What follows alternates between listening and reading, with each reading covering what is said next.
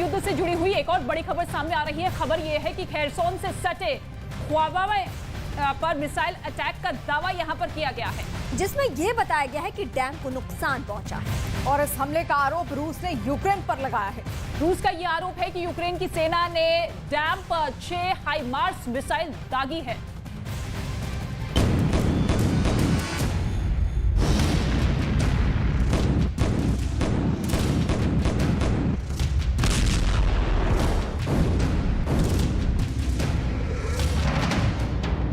क्या खेरसोन डूब जाएगा?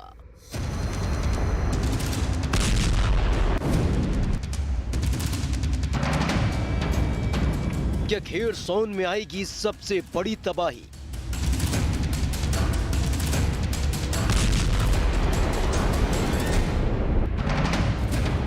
खेरसोन का खलनायक कौन?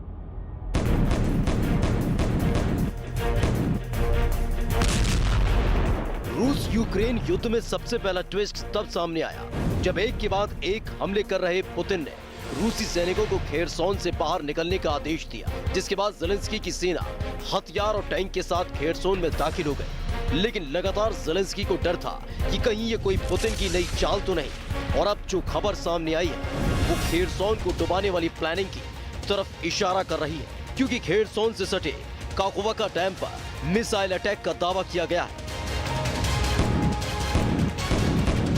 ये दावा रूस की तरफ से किया गया है कि काकोवा डैम पर यूक्रेन की सेना ने एक के बाद एक 6 हाइमर्स मिसाइल दागी। रूसी एजेंसी ने दावा किया कि सुबह 10 बजे 6 हाइमर्स रॉकेट से डैम पर हमला किया गया, जिसमें से 5 मिसाइल को रूस की सेना ने ध्वस्त कर दिया, लेकिन एक हाइमर्स मिसाइल डैम से टकरा गई, जिससे काकोवा डैम क्षतिग्रस्त हो गया। इसके साथ ही रूस की तरफ से आपातकालीन सेवा का ऐलान किया गया है, जिससे कोई बड़ी घटना को रोका जा सके। तो वही यूक्रेन ने भी इस आरोप पर पलटवार किया और बताया कि युद्ध की शुरुआत से ही इस डैम पर रूस के हमले को लेकर वो दुनिया को अलर्ट कर चुका था, और जब खेरसोन से रूस की सेना की वापसी हो रही है तो फिर क्यों यूक्रेन इस तरह के कदम उठाएगा।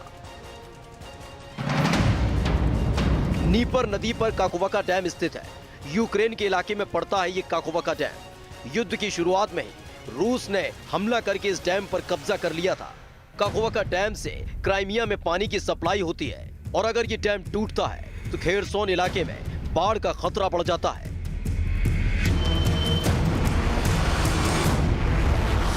जैसे ही रूस ने डैम पर यूक्रेन के अटैक का जिक्र किया, हर कोई परेशानी में आ गया था, लेकिन फिर रूस की तरफ से एक बयान जारी कर बताया गया कि सब ठीक ठाक है, डैम को ज्यादा नुकसान नहीं पहुंचा है। रूसी एजेंसी के मुताबिक सब कुछ नियंत्रण में है। हवाई हमले को नाकाम कर दिया गया था, फिर भी एक मिसाइल डैम से टकराई, लेकिन डैम को ज्यादा नुकसान नहीं पहुंचा है। इस बयान के सामने आने के बाद पुतिन के इरादों पर सवाल उठने लगा है कि आखिर पुतिन की मंशा क्या है। क्या वो डैम का डर दिखाकर यूक्रेन पर नया दबाव बनाना चाहते हैं? क्योंकि अगर काकोवा डैम की बात की जाए तो ये हाइड्रो इलेक्ट्रिक डैम है, और इस डैम के ध्वस्त होने से खेरसोन अंधेरे में डूब सकता है, और इसका असर भी दिखने लगा है। दावा किया जा रहा है कि खेरसोन के कई इलाके अंधेरे में डूब चुके हैं, तो वहीं खेरसोन में पानी की किल्लत भी होने लगी है।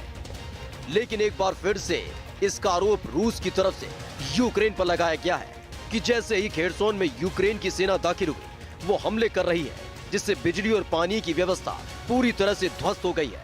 लेकिन सवाल है कि अपने ही इलाके में यूक्रेन तबाही क्यों मचाएगा, जबकि काकोवा डैम को लेकर ज़ेलेंस्की ने मांग की थी